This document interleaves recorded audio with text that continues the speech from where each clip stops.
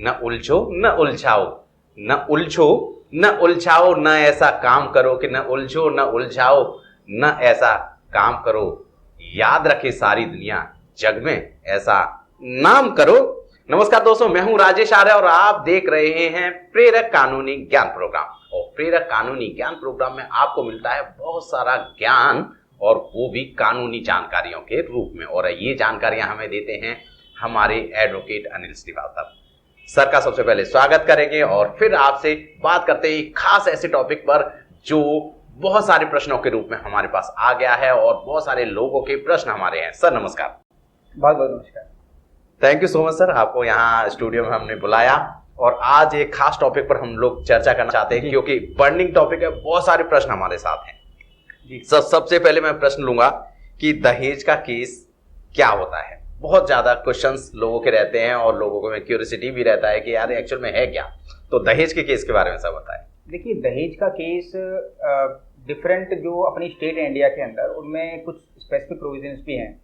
उसके अलावा एक कॉमन प्रोविजन है 498A आईपीसी में, सेक्शन है 498 आईपीसी जी। अगर किसी भी महिला के प्रति क्रूरलिटी होती है उसकी ससुराल वालों के द्वारा जी, या उनके परिवार के द्वारा या उनके रिलेटिव के द्वारा, तो वो फिर उस कैटेगरी में आता है। और दहेज मांगना भी क्रूरलिटी है, इसलिए डाउरी के केसेस जो होते हैं वो 498 आईपीसी के अंदर जो है वो कवर अप होते हैं।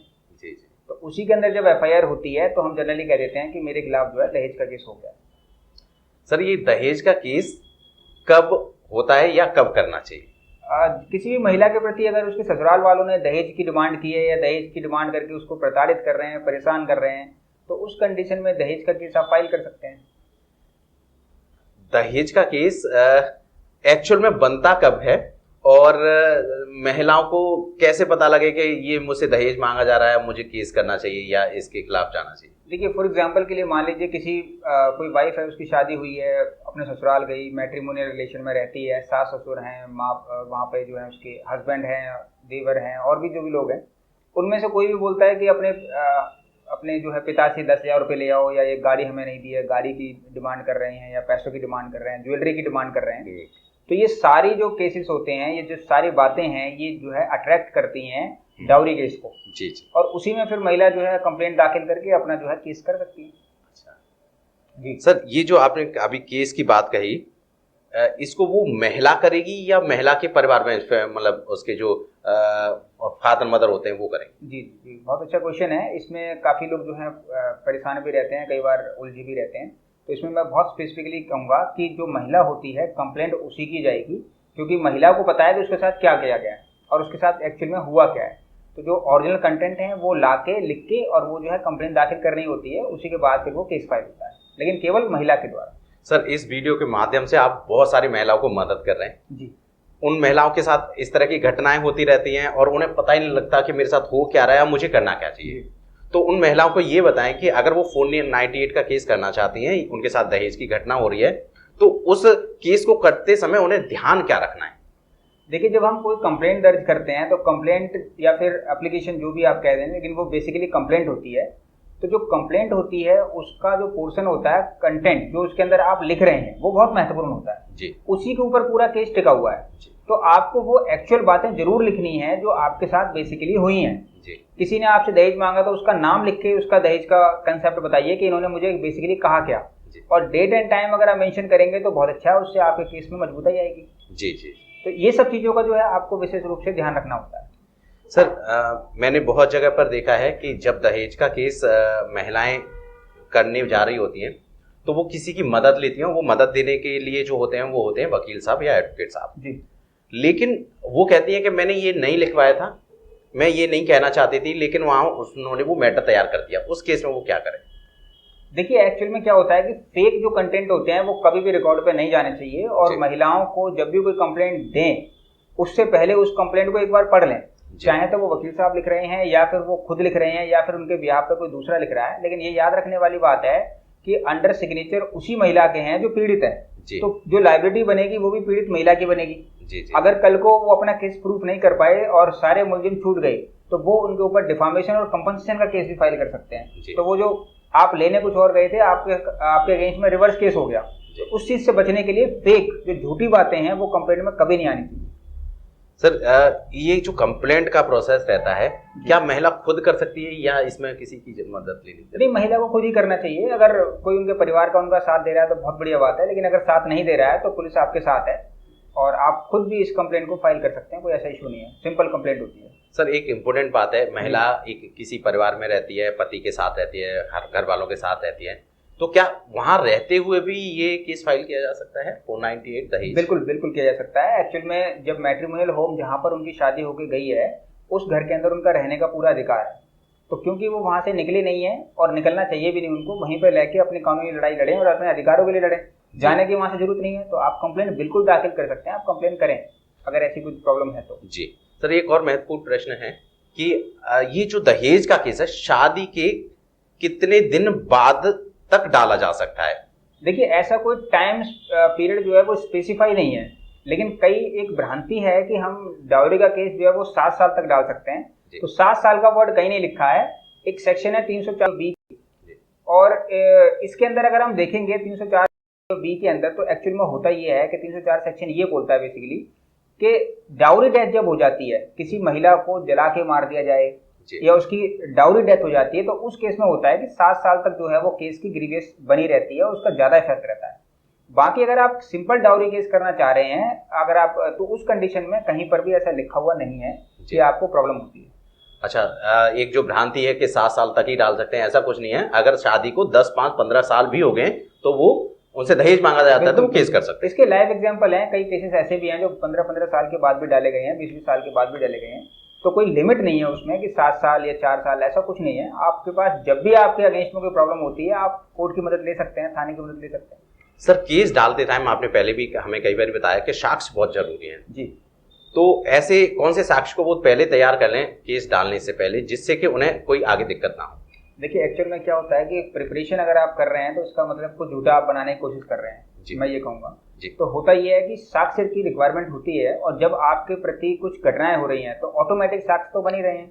तो आप अगर ऐसी कोई सिचुएशन आती है तो आप वीडियो रिकॉर्डिंग कर लें, ऑडियो रिकॉर्डिंग कर लें कि ये मुझे फ्यूचर में काम आ सकता है, या आप अपने किसी आपके साथी हैं, रिलेटिव हैं, आपके माता पिता हैं, आप उनको जरूर बताएं। ऐसा ना करें कि आपके साथ घटनाएं होती जा रही हैं और उन घटनाओं का आप किसी से जिक्र ही नहीं कर रहे और एक टाइम आया कि वो फिर एक्सट्रीम पे चला गया और आपके साथ कुछ मिस हैपनिंग हो जाए। तो इसलिए जो है वो साक्ष्य भी थोड़े थोड़े आप रिकॉर्डिंग, वीडियो, ऑडियो सब कुछ करते रहें, वो आपके आगे चल के काम आएंगे। देखिए, पहले तो परिवार बनाने की कोशिश करिए, कई चीजों को इग्नोर भी किया जा सकता है, लेकिन अगर लगता है कि पानी सर के ऊपर है तो फिर आपको तैयारी करनी पड़ेगी। और तैयारी करने के लिए अभी सर ने बताया कि आप वीडियो, ऑडियो, पुलिस कंप्लेंट, घर वालों को बता के ये सारी चीजें डिस्कस कर सकते हैं, क्योंकि कब पता नहीं कि कौन सी चीज इस तहत और आगे तक पहुंच जाए जिससे कि आपको इस तरह का खामियाजा भुगतना पड़े। सर अगला प्रश्न लूंगा जी कि क्या दहेज के केस में परिवार वालों के झूठे नाम भी लिखवाने का कोई फायदा है? नहीं, बिल्कुल फायदा नहीं है। मैं इसको बिल्कुल रिकमेंड नहीं करूंगा, बल्कि तो हाईली कंडेम करने वाली बात है। किसी के खिलाफ भी कभी भी कोई भी झूठा केस या झूठा मुकदमा, झूठी कंप्लेंट कभी नहीं करनी चाहिए। इससे एक बहुत बड़ा एडवर्स इफेक्ट पड़ सकता है और आप बहुत बड़े परेशानी में भी आ सकते हैं, क्योंकि अपोजिट वाले ने अगर आपके खिलाफ कंप्लेंट की तो आपको उसका हर्जाना देना पड़ेगा और वो कभी बार जेल जाने की सूरत में भी हो जाता है, तो जेल भी जाना पड़ सकता है। इसलिए कभी भी कोई भी झूठे केस या किसी को झूठे केस में ना फंसाएं। सर बड़ी अच्छी बात बताइए। देखिए, अगर आप सच पे कायम रहेंगे और आपके साथ सच में कुछ गलत हो रहा है तो आप जीतेंगे, आप सफल होंगे और आपको न्याय जरूर मिलेगा। तो झूठ का सहारा ना लें, क्योंकि वकील साहब ने इतनी अच्छी बात बताई है, क्योंकि आपको कहीं ना कहीं अपनी नजरों में भी अपने आप को देखना है। सर अगला प्रश्न लूंगा, क्या दहेज के केस में कई लाइंस, कई सेंटेंस या कई पैराग्राफ ऐसे बना के लिखा दिए जाते हैं, स्टोरी जरूरी है? नहीं, ऐसा कुछ जरूरी नहीं है। जब भी हम कुछ ऐसा केस करते हैं जो फेक है, वो हम फेक चीज की बात कर रहे हैं। फेक लाइन, फेक चीजें कभी भी कंटेंट में नहीं आनी चाहिए। मैं बार बार इस पर स्ट्रेस दे रहा हूँ कि आपके साथ जो घटना घटी है वही पर्याप्त है, आपको उसी में ही जो है आपका जो न्याय जो मिलेगा वो उसी में मिलेगा। इसलिए आप फेक कंटेंट में ना जाए। मैं बार बार इसी चीज पर स्ट्रेस दे रहा हूँ। जी सर, अंत में एक प्रश्न लूंगा जी। फाइनल क्वेश्चन मेरा ये रहेगा कि देश की पीड़ित महिलाएं जो दहेज से पीड़ित हैं, उनको केस कैसे करना है, फाइल कैसे करना है, पूरा प्रोसेस एक बार में बताएं। देखिए, सिंपल सी बात है कि जब आपके खिलाफ कोई घटना घटती है डाउरी की, जैसे मैंने अभी डाउरी के बारे में एक्सप्लेन किया, तो सबसे पहले आप कंप्लेन करेंगे, और आपको अगर कुछ नहीं पता है कंप्लेन कहाँ करनी है तो आप 100 नंबर पर कॉल कीजिए, वो आपको गाइड करेंगे। वैसे बेसिकली आपको एसएचओ के पास जो नियरेस्ट थाना है वहाँ कंप्लेन करनी है। कंप्लेन करने के बाद उसमें काउंसलिंग होती है CW सेल में, फिर बाकी को बुलाया जाता है, आपका मेडिसिन कराने की कोशिश होती है। अगर मेडिसिन होती है तो ठीक है, नहीं सेटल होता है मैटर तो उसके बाद उसमें FIR हो जाती है अंडर सेक्शन 498A IPC और 406 IPC। तो इसके बाद सारा प्रोसीजर आगे का स्टार्ट हो जाता है और कोर्ट में एक टाइम आने के बाद चालान फाइल हो जाता है और आपका केस आगे चलता है। तो ये पूरा उसका ओवरव्यू है। Thank you so much sir, आपने एक क्वेश्चन के आंसर में ही सारी चीजें बता दी और महिलाओं को जरूर मदद मिल गई होगी। अगर आपको लगता है कि आपका कोई प्रश्न रहता है तो आप हमें कमेंट करें, आप हमें फोन भी कर सकते हैं और हम आपको देंगे फ्री में सलाह।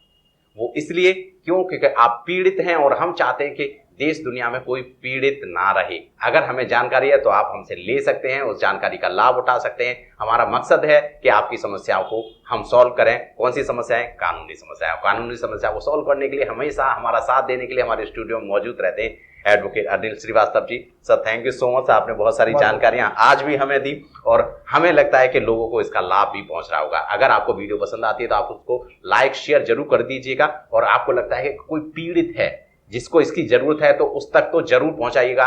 जैसे हमारी जिम्मेवारी इस वीडियो को बना के बनती है उसी तरह से पीड़ितों तक पहुंचाने की जिम्मेवारी आपकी भी कहीं ना कहीं बनती है, क्योंकि जरूरत के समय पर जो काम आता है वही एक अच्छा व्यक्तित्व या व्यक्ति होता है। Thank you so much sir, आप हमारे साथ यहाँ बने रहे और आप सबको भी बहुत बहुत धन्यवाद। आप हमारे साथ वीडियो में ऐसे ही बने रहिएगा हमेशा के लिए।